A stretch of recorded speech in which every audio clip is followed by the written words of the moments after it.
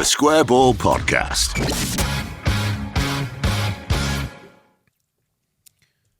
Welcome to the show, brought to you with Levi Solicitors. 10% discount on your legal fees, levisolicitors.co.uk/the square ball. 15% on the big three, Michael, which are... probate, conveyancing, wills. In that order. Change the order. Just to mess it up. Yeah, keep people guessing. The old remix. Details of that discount can be found over on the Phil Hay Monday Club, our brand new show that we release every Monday, 15 minutes with Phil. levisolicitors.co.uk for full details on all that. Part 2 of the show is the preview, and this is Liverpool. No Mateus Bogus going to feature.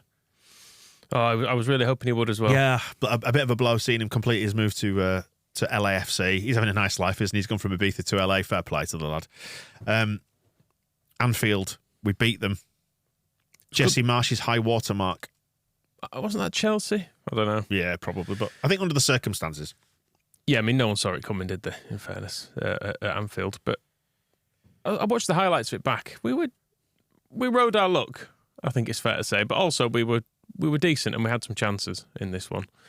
Some of them gifted, admittedly, when it was the sloppy back pass, Alisson slip, wasn't it, that let us in very early on. But no, we kind of held our own during this game, I thought.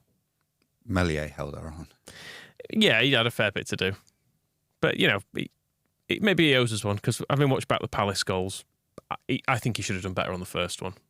But, you know, we'll let him off. He's still very young, and he does have games like the one at Anfield as well, where we don't get any points at all, probably, without him. So, yeah, I mean, was this this has come back to the debate of whether or not it was a good thing to win at Anfield, because did it save Marsh when actually he should have gone then, and then we'd have someone else in for longer and all that sort of stuff. But it was great fun at the time, so no regrets. Celebrate moments. Celebrate moments. Have you seen who's referee in this game? It's Craig Pawson rather than Jürgen Klopp this time. Okay, well, it might be his remains to be assistant, seen. Yeah. Remains to be seen. Which obviously brings us back to the events of last year in the sending off of Pascal Strauch, who broke a man's ankle violently and on purpose. He was there when a man's ankle broke. Mm. Let's put it that way. Mm. He should still be halfway through his sentence, according to that idiot on YouTube. What was he called? Sonny. Mm. Oh, yeah. Sitting in his mother's love seat, condemning footballers to jail. It's one way to go about things. I still remember the shocked expression on Jürgen Klopp's face when he saw Virgil van Dijk sympathising with Pascal Strauch in that incident. But let's hope everybody comes through with legs intact and their jaws unbruised. We don't need any Lions people going around smashing people in the face. In the face? They've had a bizarre season of Liverpool, haven't they? It hasn't gone to plan by any stretch. It feels like they're in a period of transition, and there's the sort of mirrors of what happened to Klopp in Germany, of the end of a cycle, and I don't know, it doesn't all seem to quite sit right, and yet they beat Man United 7-0 and got quite far in the Champions League and all that. I mean, the beating Man United bit was very funny, I have to say. That was one of my... in a season that's not brought a lot of joy for Leeds. And since then... I did watch that and giggle. Since then, it's been lose, lose, lose, draw, draw.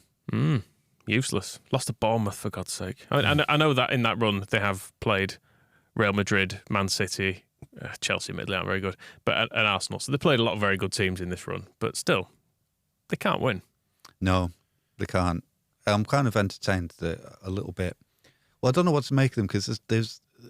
It seems that they can't get in the Champions League, but they'll want to be in the Europa, won't they? Do they want to be, though? Because it's that's one of those things that people don't want, because there's actually not much money in it, and it distracts from getting into the Champions League the year after. I was going to say, if you look at what's happened to West Ham this season as well, they're still in. Is it the conference they're in at the minute? Which I didn't even realise until I saw the advert for their game this week. So is that why Brentford have suddenly started chucking it in? Because that's been the thing for a while. It's like Brentford being above Liverpool, but so there's been these hints of some normality being restored as Liverpool go above Brentford, because they also haven't won in 4 after that big long streak when it seemed like they would never lose again, and Thomas Frank's head was just becoming like an enormous egotistical balloon with a wig on it. Okay. But then, the old egotistical balloon. When they lost away to Everton and then beat Southampton, but then drew Leicester, Brighton, scum Newcastle. I know we're not playing Brentford, but there's not much to choose between Liverpool and Brentford anymore, so we may as well just talk about how Pontus Jansson is going to deal with Rodrigo. Great. Trying to unpick the feelings going into this. Obviously, everything feels a lot more negative off the back of losing 5-1 at home to Crystal Palace. Had we beaten them, the feeling around this would have been, it's fine. Get a draw, maybe whatever. Even if we lose, it's all right. We've got enough in the bank. And as it is, there's perhaps more urgency being placed on it, even though you look to the 3 fixtures that follow it as being potentially more significant. But this is a game we could win. But we could also lose it quite easily. Could draw it. We could draw it also. Yep. We could get one of the many combinations of results. Be a goalless draw or a scoring draw. I mean, what in your mind would represent a good outcome from this? Besides, what's your baseline from this? Well, you've got to try and get a point, haven't you? It's pointless to just accept a defeat in it. But I feel like it's the start of last season when we last played Liverpool at Ellen Road, and that one we did go into it, I think, pretty much accepting defeat. It felt like it was one of those ones where one of the free hit ones, wasn't it? We're not going to win this, so let's just see how it goes. But that's when Liverpool were good, and did Liverpool finish second last season? They were up there. They did, didn't they? I think. Thanks, Moscow. They were still good last season, weren't they? I'm not imagining this. Yeah. They were and good it was Mo Salah against Junior Firpo, and it felt inevitable that we would lose it. Last season, they were on the verge of winning the quadruple. That was it, yeah. And won nothing, I think, in the end. It was a stroll to 3-0, wasn't it, that one last season? Yeah. The difference this year, they can be got at, as has been proven over and over again this season. And so when you say, I suppose it is hard to picture from our perspective, because when you say play for a point, it makes sense, but then I immediately start thinking, well, why don't we just try to beat them because they're crap? I think we will try and beat them. Yeah, but then we risk, don't we? We get caught on, it's like when we're trying to come back against Crystal Palace and they just break, and Liverpool are pretty good on the break. So it's a risk trying to beat them. But then the alternative is playing how we did at Arsenal, where for almost a half, we look very good, very solid, very defensive, and then we just give away a penalty, and then the whole thing shot to pieces from that point onwards. Don't do that. No. So we say what would be the baseline kind of ideal outcome. I think just being alive on Tuesday morning, that's probably the thing to aim for, and then just worrying about what comes after in this game is kind of what will be. Internet charlatans who scored.com seem to suggest that their very weaknesses are defending counterattacks.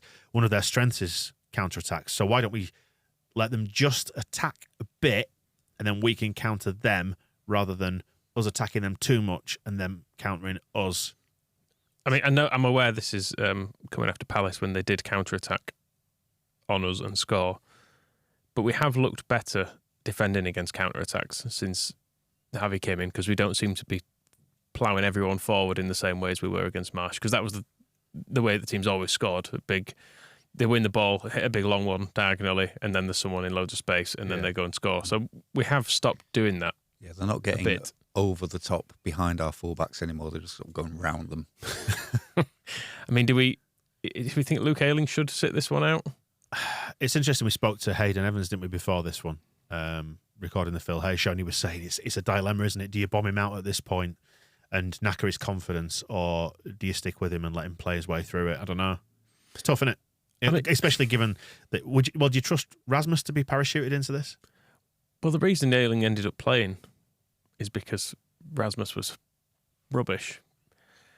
But it's one of those things that the longer someone is out of a team, the more you start thinking, oh, maybe they're the answer. Yeah. So maybe he needs to play in this so we can see he's not. Or he plays well in it. Who knows? And he is. Would be an option. But I mean, Ayling has been fairly catastrophic in the last few games. I would struggle to pick out anything he's done well. And he's, we'll come on to this, but his player rating against Crystal Palace was 1.76. Out of 2? 10 out of 10. Not 2. Out of 10. Not 2. And he has been at the bottom. He was also rated as the worst player against Forest and against Arsenal. So it isn't going well for him across the last few games. So if ever there was a case for him to be dropped, it's probably now, which isn't to say it's terminal. He doesn't have to be out of the team forever, but maybe it'd be a decent time for him to take a bit of a rest, because defensively he is been all over the place. It's peculiar, isn't it? And the other side of that is that there was a time at the start of the season when Rasmus Christensen looked okay. We were kind of waiting for him to get better, but we were, he played against Chelsea when we beat him 3-0, didn't he? And those kind of things. He was always a bit kind of mundane, starting with, like, the first thing he did in the Leeds shirt was essentially get pushed off the ball by a Wolves player that led to a goal from them. And you're thinking, is this what happened to the hard man we signed? So you've been waiting for him to improve, for improvements that never came, but he was perhaps not as bad as Ayling has been recently. I'm wondering about Ayling, whether there's the same thing has happened last season when we were all wondering what was up with him.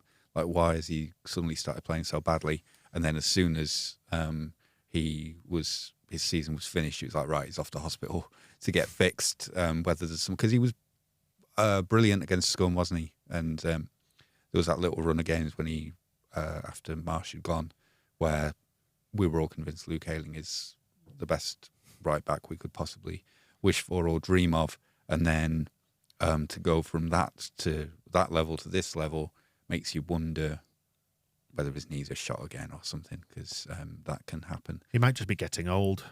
He's not that old. And also, if he was, he hasn't aged that much in the last 3 weeks, that you'd expect it to have caught up to that extent. So who knows, though? But whichever one of them plays has just got to, like, try to do well. That's what I'd tell them to do. Verba, he's the one, isn't he? It feels like he's the linchpin here. Yeah, that could be the difference as well. He could help everybody.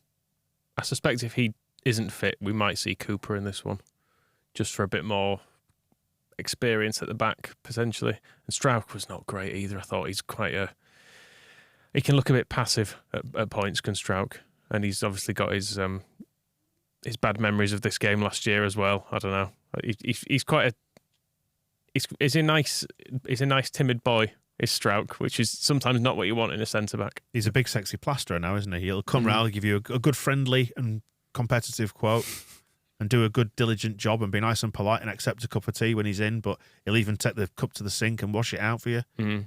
Maybe we really need to drill down on the defensive side, go with Verba, go with Cooper, the proper grizzled experience, get Bob Molinar in there alongside them. We'll have Gunnar Haller come back at right back, Martin Heaton can play left back. Have we got a strong? I know you wouldn't have Nigel Worthington back, but have we got a strong kind of left back presence? Did we never had any good left backs? Rui Marquez, could we play him at left back? more right sided. Oh, okay. Sam Sodja. Yeah, definitely. Naylor Kisnorbo wore 3, so we could put him there. We're putting all of them in. Just play 11 at the back. No. Yeah. Anyway, let's go with the strongest, most experienced bunch of defenders we can possibly find. Come back down to earth, Space Put Cadet. Mark Beanie behind them. Up at the other end, what would you do? Would you put Nonto back in? Is he due a game, or are we right to just sort of kid gloves him through the rest of this season, use him here and there? Because Sinisterra's looked dangerous, hasn't he? He seems to be playing his way into fitness and form, hopefully. Now we've got Jackie on his new deal. Bomb him out. Yeah. That's what I say. And Aronson's the other one as well, because he's the central player, isn't he? And we've seen Harrison in the centre, and I don't particularly like it. So maybe he has to stay in there, even though he's probably been the worst player out of that lot for a while. I don't know. He's not always awful, isn't Aronson? But he just needs to contribute more, doesn't he? I feel like he lacks. I don't feel like anything's going to happen when he gets the ball, and that's a problem when you're playing behind a striker. Yeah, to use a Heckingbottom-ism, I think he's better with outball in that position. I think that's kind of why he's in there, is for the remnants of the press. I don't know if people think I'm being dismissive when I say scampers, but I do actually like his scampering when he's chasing down people and in a press, and he's got all that stuff in his just instinctive from his Red Bull training. It's just like he knows how to tackle. And so his value at Liverpool will be tackling Van Dijk and tackling Alisson and tackling whichever other, I don't know if they've got any other players with Auntie's names in defence for them.